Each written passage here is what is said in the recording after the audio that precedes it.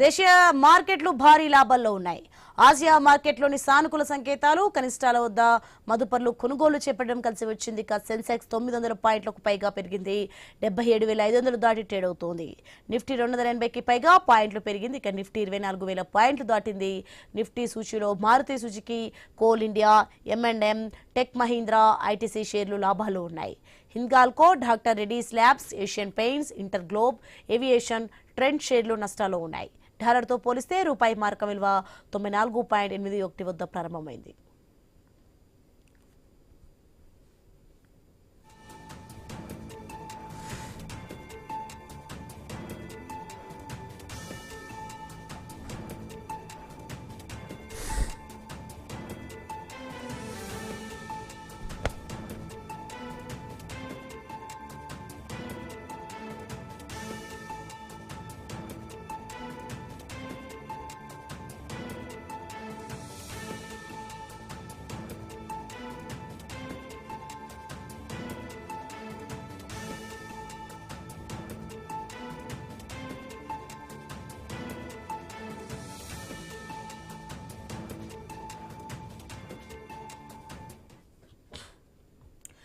దేశీయ మార్కెట్లు భారీ లాభాల్లో ఉన్నాయి. ఆసియా మార్కెట్లోని సానుకూల సంకేతాలు కనిష్టాల వద్ద మదుపర్లు కొనుగోలు చేపట్టడం కలిసి వచ్చింది. సెన్సెక్స్ 900 పాయింట్లకు పైగా పెరిగింది. ఇక 77,500 దాటి ట్రేడ్ అవుతోంది. నిఫ్టీ 280కి పైగా పాయింట్లు పెరిగింది. నిఫ్టీ 24,000 పాయింట్లు దాటింది. నిఫ్టీ సూచీలో Maruti Suzuki, Coal India, M&M, Tech Mahindra, ITC షేర్లు లాభాలు ఉన్నాయి. Hindalco, doctor Reddy's labs, Asian Paints, InterGlobe Aviation, Trent షేర్లు నష్టాలు ఉన్నాయి. ఇక డాలర్తో పోలిస్తే రూపాయి మార్క విలువ 94.81 వద్ద ప్రారంభమైంది.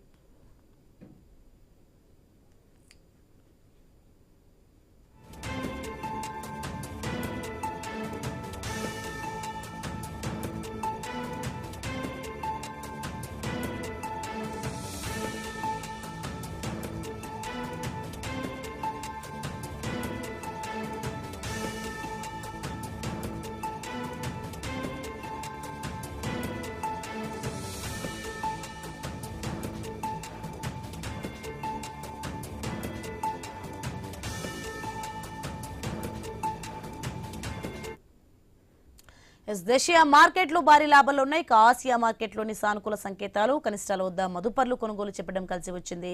సెన్సెక్స్ 900 పాయింట్లకు పైగా పెరిగింది. 77,500 దాటి ట్రేడ్ అవుతోంది. నిఫ్టీ 280కి పైగా పాయింట్లు పెరిగింది. ఇక నిఫ్టీ 24,000 పాయింట్లు దాటింది. నిఫ్టీ సూచీలో Maruti Suzuki, Coal India, M&M, Tech Mahindra, ITC షేర్లు లాభాల్లో ఉన్నాయి. Hindalco, doctor Reddy's labs, Asian Paints, InterGlobe Aviation, Trent షేర్లు నష్టాలు ఉన్నాయి. డాలర్తో పోలిస్తే రూపాయి మార్క విలువ 94.81 వద్ద ప్రారంభమైంది. రెడ్డికి ఇదే అంశానికి సంబంధించి ప్రభు జూమ్ కాల్లో యాడ్ అవుతున్నారు. నమస్తే అండి ప్రభు గారు. ప్రభు గారు, మొత్తానికి మార్కెట్లు దూకుడుకు ప్రధాన కారణాలు ఏమంటారు? మెయిన్ అంటే వార్ లో ఎస్కలేషన్ లేదు. స్ట్రైట్ ఆఫ్ హార్మోస్ ఇంకా ఓపెన్ చేయలేదు. వార్ లో అయితే ఎస్కలేషన్ లేదు కాబట్టి ఒక రకంగా వాళ్ళు ఇప్పుడు ఎవరి కోర్టులో ఉంది? రష్యా కోర్టులో ఉంది, పుతిన్ కోర్టులో ఉంది. ఇప్పుడు పాకిస్తాన్ నుంచి అక్కడికి వెళ్ళింది బాల్. ఆయన సెటిల్ చేయాలన్నట్టు ఇద్దరు కూడా రిక్వెస్ట్ ఆయన చేస్తారు.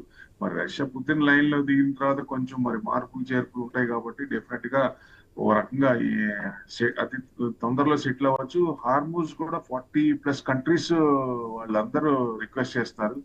ఎందుకంటే 110 దాకా వచ్చేస్తుంది క్రూడ్, పెరిగిపోద్ది. ఇలా 140 దాకా రావచ్చు అనే భయం ఉంది కాబట్టి 150 దాకా వచ్చే ఛాన్స్ ఉంది. ఇది కంటిన్యూ అయితే ఎట్టి పరిస్థితుల్లో ఎంత త్వరగా అయితే అంత త్వరగా ఓపెన్ అయితే బెస్ట్ అని అందరూ కూడా రిప్రజెంటేషన్ ఇస్తున్నారు. కాబట్టి ఎవరికి రష్యా కూడా రిక్వెస్ట్ చేస్తారు. సో ఏదో ఒక పాయింట్ లో క్లోజ్ అవ్వాలి కాబట్టి క్లోజ్ అయ్యే ఛాన్స్లు ఉంటాయి.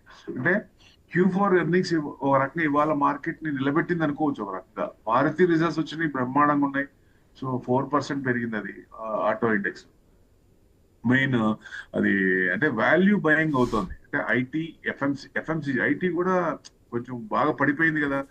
చిన్నగా మధ్యలో కొంచెం బాగా పడినప్పుడు సో ఏ మీద సొల్యూషన్ వస్తుందని లాంగ్ టర్మ్ ఎవరైనా ఇన్వెస్ట్మెంట్ పెట్టుకుంటే ఏ కంపెనీస్ లో ఐటీ దాంట్లో మంచిగా ఇన్వెస్ట్మెంట్ చేసి లాంగ్ టర్మ్ పెట్టుకుంటే మంచి రిటర్న్స్ వస్తాయన్న ఆలోచనతో వాల్యూ బయింగ్ అవుతుంది. ఆటో కానీ, రియాలిటీ కానీ, ఐటీ కానీ, ఎఫ్ఎంసీజీ ఇవన్నీ కూడా ఒక రకంగా చూస్తే బీటెడ్ డౌన్ ఇండెక్స్ కదా. సో ఇవన్నీ కూడా చిన్నగా కొంచెం వాల్యూ బయింగ్ అవుతుందని ఎస్ ప్రభు గారు, మరి అలాగే ఒపెక్ నుంచి అయితే యుఏఈ వైదొలుతున్నట్లు ప్రకటించింది కదా, మరి దాని ప్రభావం ఎలా ఉండొచ్చు అనుకోవచ్చు?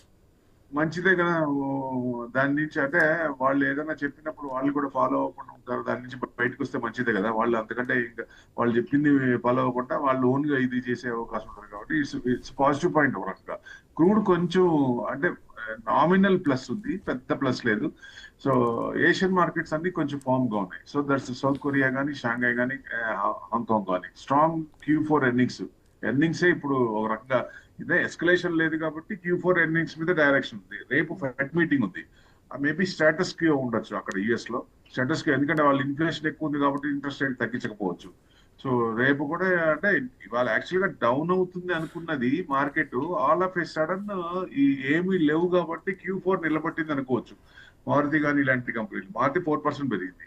సో అట్లా వచ్చే Q4 కూడా will decide the direction of the market. ఏది ఏమైనా 24,600 ఫిబొనాచి ప్రకారం 62.4 అంటే అంటే ఫస్ట్ అంటే మాక్సిమం అంటే 75% కింద 2,200 నుంచి మళ్ళీ 2,600 వచ్చి మళ్ళీ వెనక్కి వచ్చింది కదా.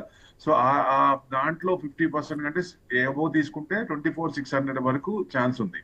సో ఇవి న్యూస్ ఏం రాకుండా ఉంటే నిఫ్టీ 24,600 వెళ్ళొచ్చా అంటే ఛాన్సెస్ ఆర్ దేర్. అంటే కంటిన్యూషన్ ఈ రోజు అని కాదు, నెక్స్ట్ కమింగ్ డేస్ లో నెగిటివ్ రాకుండా ఏదైనా ఎస్కలేషన్స్ ఏం రాకుండా ఉంటే మార్కెట్ చిన్న చిన్నగా స్టెప్ బై స్టెప్ అక్కడికి వెళ్ళే అవకాశాలు ఉన్నాయండి. Okay, right. థ్యాంక్ యూ ప్రభు గారు. Thank you.